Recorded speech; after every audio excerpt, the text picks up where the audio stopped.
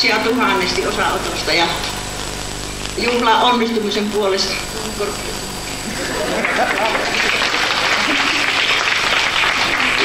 En mä tiedä mitä mä enää sanoisin.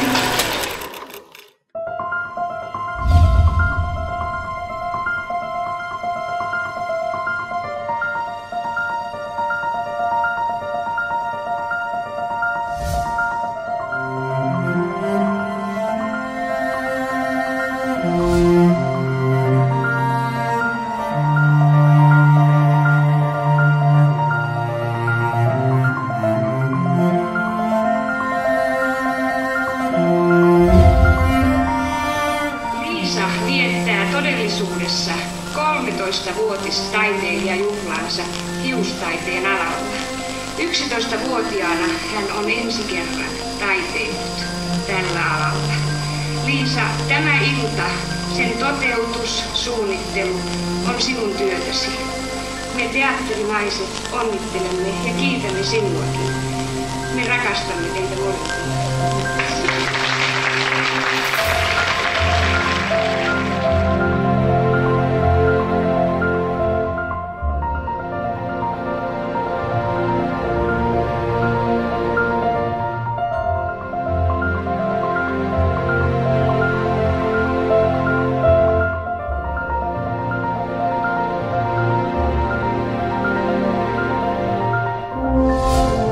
Tuhansia ja tuhansia kiitoksia näistä 50 vuodesta meidän ammattikuntamme puolesta.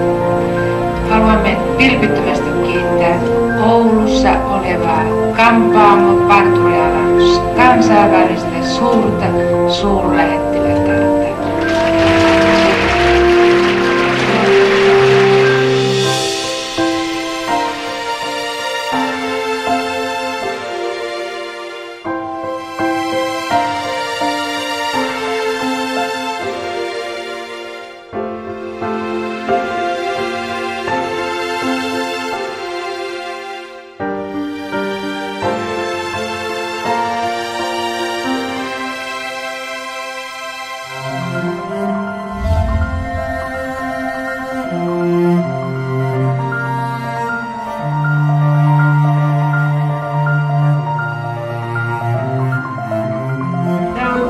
Suuremmoinen ilta, että tällaista iltaa ei kukaan Suomen maassa Kampaista toteuttaa.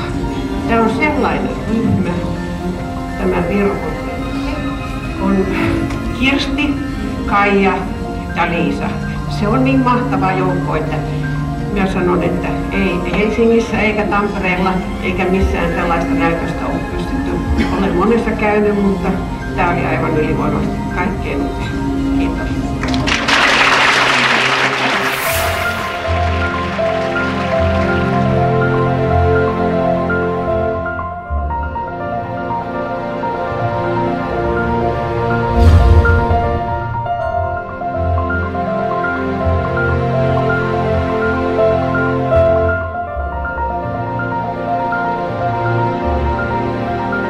Voimaa on myös Salon Virhossa, joka on ollut suunnannäyttäjä jo 70 vuotta.